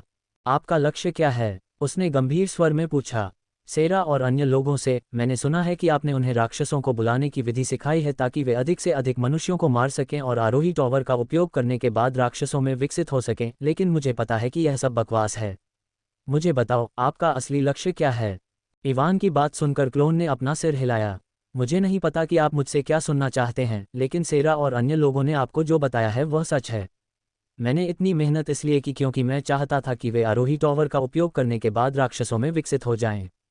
देखो, तुम मेरे सवालों का जवाब इसलिए दे रहे हो क्योंकि तुम मुझसे कुछ जानना चाहते हो, इवान ने ठंडी आवाज में कहा। उद्धरण चिन्ह ... लेकिन अगर तुम मेरे सवाल का ईमानदारी से जवाब नहीं दोगे तो तुम मुझसे कोई जवाब पाने के बारे में भूल सकते हो। तुम कह रहे हो कि मैं झूठ बोल रहा हूँ? क्लोन ने संकुचित आंखों से पूछा। क्या तुम्हारे पास कोई सबूत है कि मैं झूठ बोल रहा हूँ? टॉवर ऑफ असेंशन, इवान ने उसी ठंडी आवाज में कहा। क्लोन के हाव भाव थोड़े बदल गए जब उसने इवान की बात सुनी और उसने अपने चेहरे पर हैरानी भरे भाव के साथ उसकी ओर देखा। क्लोन के चेहरे पर हैरानी भरे भाव देखकर इवान के होंठ तिरस्कार भरी मुस्कान में ऊपर की ओर मुड़ गए। क्या तुम्हें किसी और सबूत की जरूरत है? क्लोन ने कुछ सेकंड के लिए इवान की तिरस्कार भरी मुस्कान को देखा और अपने कंधे उचका दिए। ठीक है, मैं मानता हूं कि मैं उन बेवकूफ़ इंसानों को धोखा दे रहा था, क्लोन ने कहा और हल्के से मुस्कुराया। मुझे मत बताओ कि तुम उन इंसानों का बदला लेने जा रहे हो। मुझे परवाह नहीं है कि तुम उन्हें धोखा दे रहे थे या नहीं। मैं सिर्फ ये जानना चाहता हूं कि तुम्हारा लक्ष्य क्या है। चूंकि तुमने टॉवर ऑफ असेंशन कहा है, तो क्या तुम्हें नहीं पता कि मेरा लक्ष्य क्या है? क्लोन ने इवान की बात सुनकर उत्सुकता भरी आवाज में पूछा। मेरे पास एक अनुमान है, लेकिन मैं तुमसे सच सुनना चाहता हूँ। ठीक है, मुझे नहीं पता कि तुम्हारा अनुमान क्या है, लेकिन हाँ, मेरा लक्ष्य टॉवर ऑफ असेंशन था, क्लोन ने कहा और इवान की ओर देखा। क्या तुम्हें पता है कि जब कोई S ranker tower of ascension का इस्तेमाल करता है तो क्या होता है? उनका कोर अगले स्तर तक विकसित हो जाएगा और उनका मैना विश्वसार में बदल जाएगा, इवान ने क्लोन की बात सुनकर जवाब दिया। तुम सही हो, उनका कोर विकसित हो जाएगा और उनका मैना विश्वसार में बदल जाएगा जब कोई S ranker tower of ascension का इस्तेमाल करेगा। दूसरे शब्दों में, वे रैंक 1 कोर इवॉल्वर बन जाएंगे। लेकिन, क्लोन ने कहा और हल्के से मुस्कुराया। उद्धरण चिन्ह ... ये लाभ केवल निचली दुनिया के लोगों के लिए उपलब्ध है। यूटोपिया में कोई टावर ऑफ असेंशन नहीं है, तो आपको क्या लगता है कि यूटोपिया के एस रैंकर्स अपनी रैंक कैसे बढ़ाते हैं? तो मेरा अनुमान सही था, हो, इवान ने धीमी आवाज में कहा और क्लोन की बातें सुनता रहा। रैंक 1 कोर इवॉल्वर बनने के लिए यूटोपिया के एस रैंकर्स को अपने मैना को विश्वसार में बदलने के लिए सालों तक कड़ी मेहनत करनी पड़ती है और अपने कोर को विकसित करने के लिए उन्हें सोर्स पिल नामक एक गोली लेनी पड़ती है, क्लोन ने कहा और मजाकिया ढंग से मुस्कुराया। सोर्स पिल बेहद दुर्लभ है, लेकिन इस गोली को लेने के बाद भी एक एस रैंकर के सफलतापूर्वक रैंक 1 कोर इवॉल्वर बनने की संभावना 50% से भी कम है। दूसरी ओर, टॉवर ऑफ असेंशन का उपयोग करके एस रैंकर के रैंक 1 कोर इवॉल्वर बनने की संभावना लगभग 100% है। यूटोपिया में सैकड़ों हजारों राक्षस हैं जो एस रैंकर बनने के बाद आगे विकसित नहीं हो सके और पूरी तरह से बेकार हैं, लेकिन क्या होगा अगर वे सैकड़ों हजारों राक्षस रैंक 1 इवॉल्वर बन जाएं? एक बार जब ये राक्षस रैंक 1 कोर इवॉल्वर में विकसित हो जाते हैं, तो राक्षसों की शक्ति पूरी तरह से अलग स्तर तक बढ़ जाएगी और कोई अंडरस्को। ठीक है, इवान ने क्लोन को आगे बोलने से रोक दिया क्योंकि वह पहले से ही जानता था कि वह आगे क्या कहने वाला था। कुल मिलाकर, आपने ये सब इसलिए किया ताकि नेट और अन्य लोग आपके द्वारा सिखाए गए समनिंग फॉर्मेशन का उपयोग करके राक्षसों को बुलाएं। और उन राक्षसों का मुख्य लक्ष्य इस दुनिया के संसाधनों को लूटकर एस रैंक तक पहुंचना और टॉवर ऑफ असेंशन का उपयोग करके सीधे रैंक 1 कोर इवॉल्वर बनना था, है ना? हाँ, क्लोन ने अपना सिर हिलाया। तुम यूटोपिया के बारे में ज़्यादा नहीं जानते, इसलिए तुम रैंक इवॉल्वर्स के महत्व को नहीं समझ सकते। लेकिन एक बार जब तुम वहां जाओगे तो तुम समझ जाओगे कि मैं ऐसा क्यों कर रहा हूं। मैं पहले से ही अनुमान लगा सकता हूं कि तुम ऐसा क्यों कर रहे हो, लेकिन ऐसा नहीं है कि मुझे इससे कोई फर्क पड़ता है क्योंकि मेरे पास ग्रोथ लिंक स्किल है जो अविश्वसनीय रूप से टूट चुकी है, इवान ने धीमी आवाज में कहा जिसे केवल वह सुन सकता था। चूंकि मैंने तुम्हारे सवाल का जवाब दे दिया है, इसलिए अब तुमसे कुछ पूछने की मेरी बारी है, क्लोन ने कहा और आगे की ओर झुका। तुम कौन हो? उसने अपनी आंखें सिकोड़ते हुए पूछा।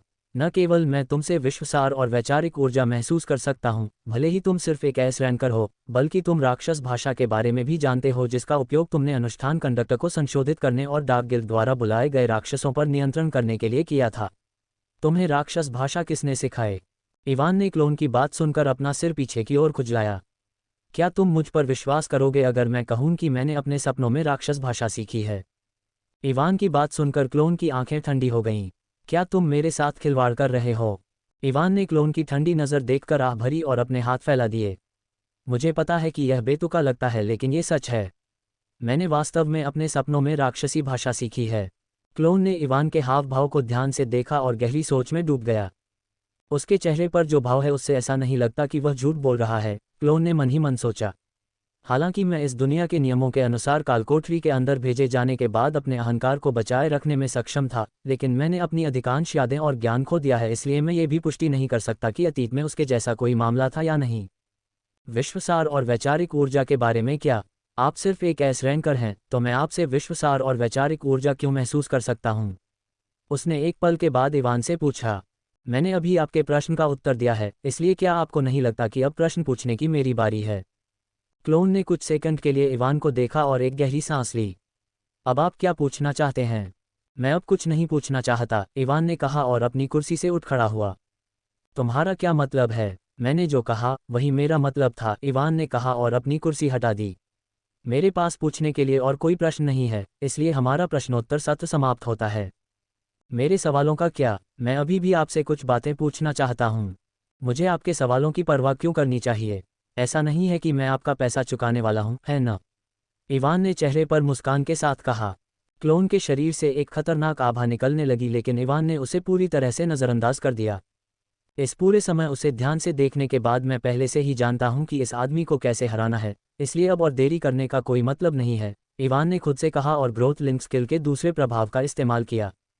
ग्रोथ लिंक स्किल के दूसरे प्रभाव का इस्तेमाल करते हुए इवान ने ब्लड डैमन के कौशल ब्लड मैनिपुलेशन को लिया। हालांकि मैं इसे अपनी आंखों से नहीं देख सकता, मुझे यकीन है कि यह आदमी अभी भी पोर्टल से कालकोठरी के अंदर आने वाली रक्त ऊर्जा को अवशोषित कर रहा है, इवान ने कहा और ब्लड मैनिपुलेशन स्किल को सक्रिय किया।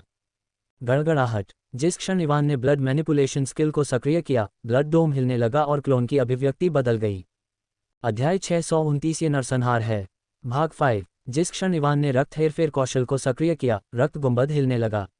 जो रक्त पहले अदृश्य था वह दिखाई देने लगा और इवान के सामने इकट्ठा होने लगा। तुम्हारी हिम्मत नहीं हुई, क्लोन ने गुस्से से भरी आवाज में चिल्लाया जब उसने देखा कि गुंबद द्वारा अवशोषित किया जाने वाला रक्त इवान के सामने इकट्ठा हो रहा है। अचानक गुंबद से एक चूषण बल फूट पड़ा और इवान ने अपने सामने जो सारा रक्त इकट्ठा किया था वह एक बार फिर गुंबद की ओर बढ़ने लगा। तुम्हें लगता है कि तुम ही एकमात्र हो जो रक्त को अवशोषित कर सकते हो, इवान ने उपहास किया जब उसने गुंबद से चूषण बल आते हुए महसूस किया और अपना हाथ उठाया। ऊर्जा भक्षण करने वाली लताएं उसकी हथेली से निकली और रक्त के चारों ओर लिपट गईं, जिसे वह रक्त हेरफेर कौशल का उपयोग करके लगातार इकट्ठा कर रहा था। हरी भक्षण करने वाली लताएं लाल हो गईं और इवान द्वारा इकट्ठा किए जा रहे सारे रक्त को अवशोषित करने लगीं। भक्षण करने वाली लताओं के माध्यम से इवान के शरीर के अंदर भारी मात्रा में ऊर्जा प्रवाहित हुई, लेकिन चूंकि इवान के दोनों कोर पहले से ही एस रैंक पर थे, इसलिए लताओं के माध्यम से अवशोषित की गई सारी ऊर्जा उसके शरीर से बाहर निकल गई। हालांकि ऊर्जा बाहर निकल गई थी, इवान को इसकी परवाह नहीं थी क्योंकि उसने जो ऊर्जा बाहर निकाली थी उसे गुंबद द्वारा अवशोषित नहीं किया जा सकता था। क्लोन की थोड़ी लाल त्वचा गुस्से के कारण पूरी तरह से लाल हो गई जब उसने देखा कि इवान क्या कर रहा था और एक खतरनाक आभा ने आसपास के वातावरण को भर दिया। इवान का चेहरा गंभीर हो गया जब उसने क्लोन की खतरनाक आभा को महसूस किया और उसने रक्त हेरफेर कौशल का उपयोग करने के लिए एक ही बार में अपने मन का 20% इस्तेमाल किया।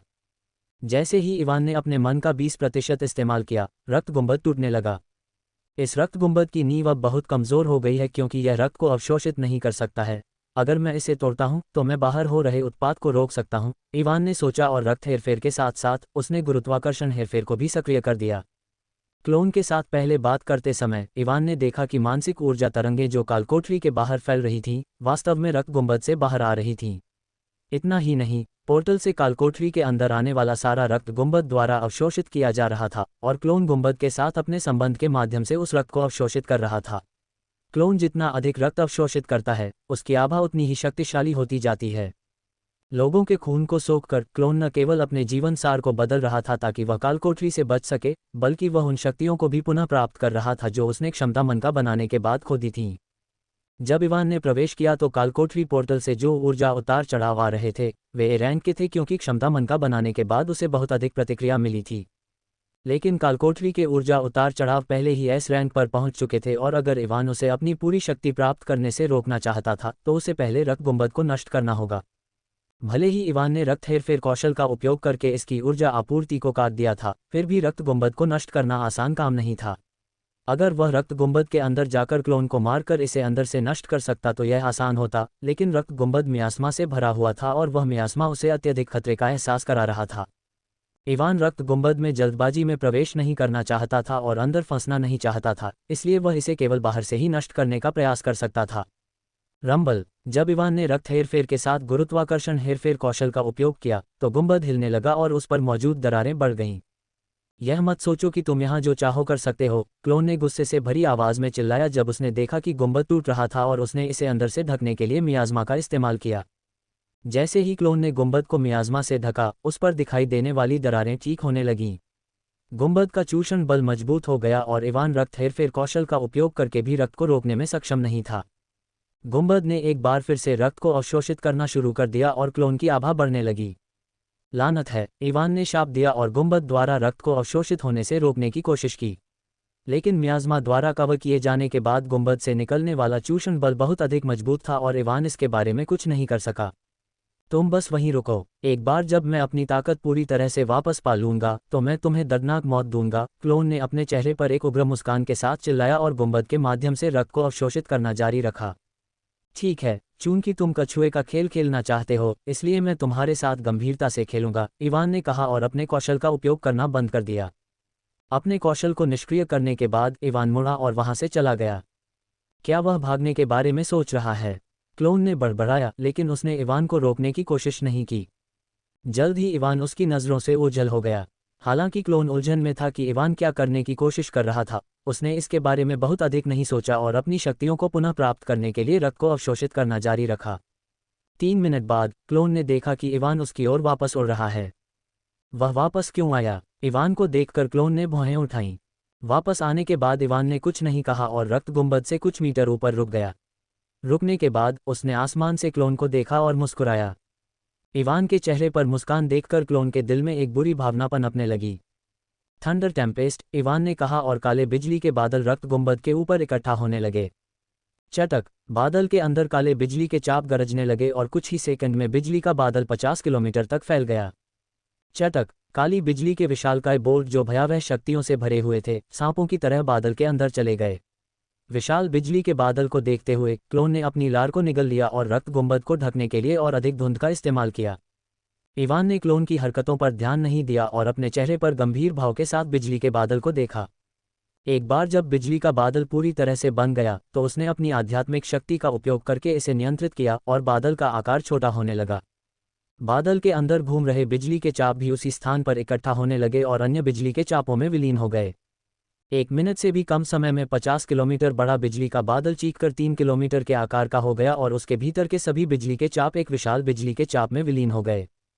चटक, विशाल बिजली का चाप बादल के अंदर एक प्राचीन ड्रैगन की तरह चटक रहा था और एक भयानक आभा ने कालकोठरी को भर दिया। इवान के माथे से पसीने की बूंदें लुढ़क गईं और उसने अपने चेहरे पर एक बड़ी मुस्कान के साथ बिजली के बादल को देखा। सब कुछ हो जाने के बाद उसने एक गहरी सांस ली और क्लोन को देखा जो बिजली के बादल को घूर रहा था। जीवित रहने की पूरी कोशिश करो, बेवकूफ़, इवान चिल्लाया और बिजली के बादल की शक्ति बढ़ाने के लिए ईंधन के रूप में 50,000 आत्माओं का इस्तेमाल किया। जिस क्षण इवान ने 50,000 आत्माओं का इस्तेमाल किया, एक सफ़ेद आभा ने काले बादल को घेर लिया। एक खतरनाक आभा जो पहले से कहीं ज्यादा शक्तिशाली थी, कालकोठरी में भर गई और इवान के शरीर के सभी बाल खड़े हो गए। इवान अपने कौशल की शक्ति बढ़ाने के लिए आत्मा अवशोषण कौशल का शायद ही कभी उपयोग करता है, क्योंकि यह कौशल एक दोधारी तलवार है। इस कौशल का उपयोग करके वह किसी भी कौशल की शक्ति को उसकी मूल सीमा से परे बढ़ा सकता है। आत्मा अवशोषण का उपयोग करके किसी भी कौशल की शक्ति बढ़ाने के बाद इवान उस कौशल को अपने सामान्य कौशल की तरह नियंत्रित नहीं कर सकता। उसने अतीत में कुछ बार आत्मा अवशोषण कौशल का उपयोग किया था, और हर बार जब उसने इसका उपयोग किया तो वह या तो घायल हो गया या अपने कौशल को ठीक से नियंत्रित नहीं कर पाया। अपने कुछ परीक्षणों के दौरान उसने आइस चेन जैसे गैरघातक कौशल की शक्ति बढ़ाने के लिए आत्मा अवशोषण का उपयोग किया। लेकिन जब उसने आइस चेन कौशल की शक्ति बढ़ाई तो इवान ने पाया कि कौशल के लिए मानसिक ऊर्जा की खपत कम से कम 3 गुना बढ़ गई, और उसके लिए आइस चेन को नियंत्रित करना और अपने लक्ष्यों को बांधना अविश्वसनीय रूप से कठिन हो गया। छाया बुलेट कौशल भी ऐसा ही था।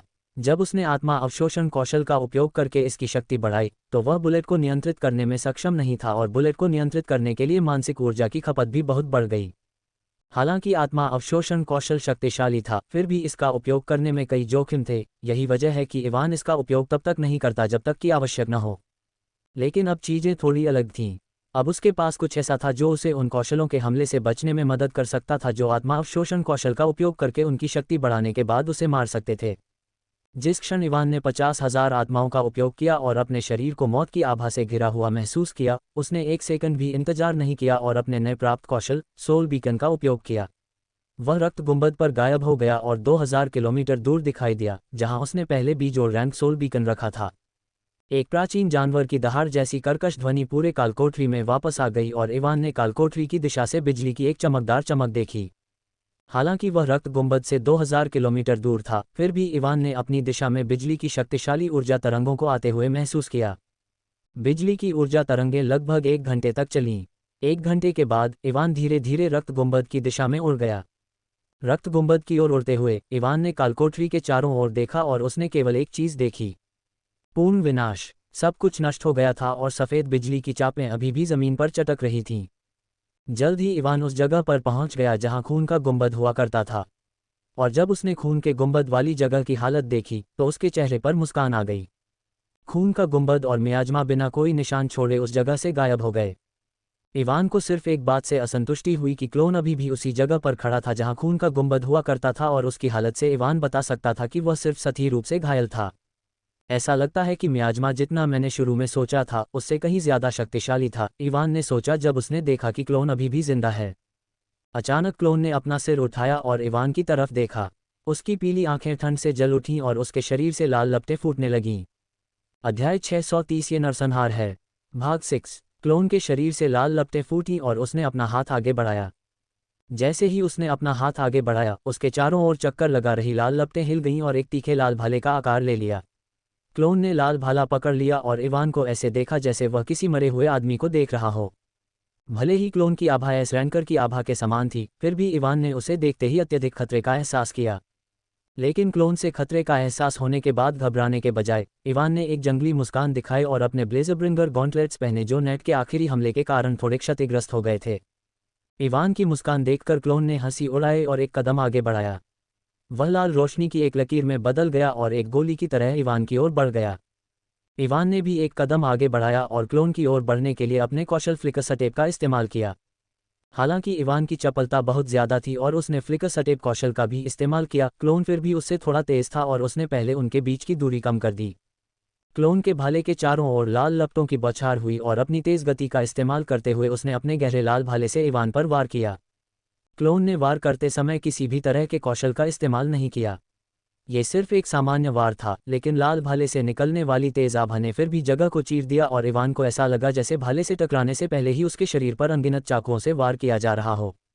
भाले के खतरे को महसूस करते हुए इवान ने जरा भी पीछे नहीं हटे और अपने ब्लेजरब्रिंगर गॉन्टलेट्स बेसिलिस्क के क्रोध के कौशल का इस्तेमाल किया। बेसिलिस्क का क्रोध सक्रिय होने पर ब्लेजरब्रिंगर गॉन्टलेट बेसिलिस्क जैसे पंजों में बदल जाते हैं, जो उपयोगकर्ता के हमलों को उग्र सांस के साथ सशक्त बनाते हैं। गॉन्टलेट के प्रत्येक प्रहार से चिलचिलाती लपटें निकलती हैं जो सबसे कठिन बचावों को भी भेद सकती हैं। कौशल अवधि 3 मिनट। इस कौशल का उपयोग दिन में 2 बार किया जा सकता है। बेसिलिस्क के क्रोध कौशल के साथ इवान ने सोनिक रेजोनेंस का भी उपयोग किया और उसकी मुट्ठी के चारों ओर का स्थान कांप उठा। इवान की मुट्ठी और क्लोन का भाला एक पल में एक दूसरे के सामने आ गए। दोनों के टकराने से पहले ही उनके चारों ओर का स्थान हिलने लगा। भाले से निकलने वाली लाल आग और गॉन्टलेट से निकलने वाली सूर्य की सच्ची आग ने क्षेत्र के कुछ किलोमीटर के तापमान को पूरी तरह से अलग स्तर पर बढ़ा दिया। अंत में रूबी रेड रंग का गॉन्टलेट जो ध्वनि कंपन छोड़ रहा था और आग से घिरा लाल भाला जुड़ गया। एक पल के लिए ऐसा लगा जैसे दोनों हथियार जुड़ते ही समय रुक गया हो, लेकिन यह ज्यादा देर तक नहीं चला। हालांकि क्लोन और इवान आसमान में टकराए, लेकिन कालकोठरी की जमीन हिलने लगी। आसमान में लाल बादल हिलना बंद हो गए और कांपने लगे। जब उनके हथियार आपस में जुड़े तो क्लोन की आंखें लगभग बाहर निकल आईं। हालांकि उसने इवान की भयानक शक्ति को पहले ही देख लिया था जब उसने अपने रक्त गुंबद को नष्ट कर दिया था, फिर भी उसे लगा कि इवान की बेतुकी शक्ति के कारण दुनिया के बारे में उसकी सारी समझ उलट गई है। धमाका धमाका धमाका। अचानक 20 किलोमीटर के दायरे में सभी बादल फट गए और आसमान से मैग्मा की बारिश होने लगी। गड़गड़ाहट, आसमान गड़गड़ाने लगा और जमीन फट गई। अंत में प्रलय जैसे विस्फोट ने पूरे कालकोठरी को हिला दिया। सैकड़ों मीटर चौड़ा वैक्यूम का गोला बाहर की ओर फटा, जिसके बीच में इवान और क्लोन थे। वैक्यूम बुलबुले के विस्फोट के अंदर फंसी हर चीज धूल में बदल गई। जब इवान की मुट्ठी भाले से टकराई तो एक तेज आभा उसके शरीर में घुस गई और उसे लगा जैसे उसके आंतरिक अंगों को तेज ब्लेड से कुचला जा रहा हो। अपने आंतरिक अंगों से आ रहे तेज दर्द को महसूस करते हुए इवान लगभग हवा में ही अपना संतुलन खो बैठा। इस टक्कर से क्लोन भी बिना चोट के नहीं बचा। जब उसका भाला इवान की मुट्ठी के दस्ताने से टकराया तो क्लोन को लगा जैसे उसके हाथों पर बुलेट ट्रेन से हमला हो गया हो। उसके हाथों में लगा लाल भाला आग के अनगिनत टुकड़ों में बिखर गया और उसकी उंगलियों की हड्डियां लगभग धूल में बदल गईं। सोनिक रेजोनेंस कौशल के सोनिक कंपन ने उसके शरीर पर प्रहार किया और वह उल्कापिंड की तरह जमीन की ओर उड़ गया। क्लोन को जमीन की ओर गिरता देख इवान अपना हमला जारी रखना चाहता था, लेकिन हमला करने से पहले तारानकन खांसी। अचानक उसके मुंह से खून निकला और उसके चेहरे पर एक दर्दनाक भाव उभर आया। उसने अपने शरीर के भीतर छाया ऊर्जा का संचार किया और भाले की तेज आभा को रोकने की कोशिश की जो पहले उसके शरीर में घुस गई थी। हालांकि भाला उसके मुट्ठी के संपर्क में आते ही नष्ट हो गया, लेकिन उसकी तेज आभा अभी भी इवान के शरीर के अंदर कहर बरपा रही थी। धमाका, स्विश। जब इवान अभी भी भाले की तेज आभा से छुटकारा पाने की कोशिश कर रहा था तो क्लोन के गिरने की जगह से एक तेज आवाज गूंजी। इवान के प्रतिक्रिया करने से पहले क्लोन रॉकेट लॉन्चर की तरह उसके सामने आ गया। उसका पैर चाबुक में बदल गया और इवान को कुछ भी करने का एक भी मौका दिए बिना उसने सीधे उसकी छाती पर वार किया। क्रैक किक की वजह से इवान की कुछ पसलियां टूट गईं और वह अपनी जगह से कुछ 100 मीटर दूर जाकर गिर गया। धमाका, वह जमीन पर गिर गया और आसमान में धूल का एक बादल छा गया। क्लोन हमला जारी रखने की तैयारी कर रहा था, लेकिन अचानक वूश, इवान की क्षीण आकृतित धूल के बादल से बाहर आए और वह वहां से भागने लगा। क्लोन आश्चर्यचकित था जब उसने देखा कि इवान उसके हमले से इतनी जल्दी उबर गया, लेकिन जल्द ही उसके चेहरे पर एक ठंडी मुस्कान आ गई। क्या तुम्हें लगता है कि तुम यहां से भाग सकते हो? उसने चिल्लाया और उसके शरीर से लाल आग फूट पड़ी। एक पल में क्लोन इवान के ठीक पीछे आ गया जो अभी भी भागने की कोशिश कर रहा था। जैसे ही वह इवान के पीछे पहुंचा, क्लोन के नाखून बढ़ गए और उसके हाथ तीखे पंजों में बदल गए। यह अंत है, उसने ऊंची आवाज में कहा और पीछे से इवान के दिल में छेद कर दिया। तारानकन खांसी। जब इवान का दिल छेदा गया तो उसने खून थूका और उसने धीरे से अपना सिर क्लोन की ओर देखा। लेकिन जब इवान ने मुड़कर देखा और क्लोन ने उसके चेहरे को देखा तो उसे लगा कि कुछ ठीक नहीं है। फट गया। अचानक इवान का शरीर काले धुएं के गुबार में फट गया और गायब हो गया, पीछे एक त्रिकोणीय आकार की वस्तु छोड़ गया। इससे पहले कि क्लोन समझ पाता कि क्या हो रहा है, उसके शरीर के सभी बाल खड़े हो गए और उसने जल्दी से अपने पीछे देखा। Surprise mother user. जिस क्षण क्लोन मुड़ा, इवान, जो शैडो वॉक कौशल का उपयोग करके छिपा हुआ था, उसके पीछे दिखाई दिया और उसके चेहरे पर एक मुक्का मारा। क्लोन ने इवान को रोकने के लिए जल्दी से उसके सामने एक फायरवॉल बनाया, लेकिन जैसे ही क्लोन ने फायरवॉल बनाया, इवान के शैडो क्लोन द्वारा पीछे छोड़ी गई त्रिकोणीय आकार की वस्तु चमक उठी और इवान क्लोन के ठीक पीछे दिखाई दिया। एक और सरप्राइज मदर यूसर। क्लोन ने अपने पीछे से इवान की आवाज़ सुनी और इससे पहले कि वह कुछ कर पाता, इवान की मुट्ठी ने उसके सिर पर वार किया, जिससे उसका सिर तरबूज की तरह नष्ट हो गया।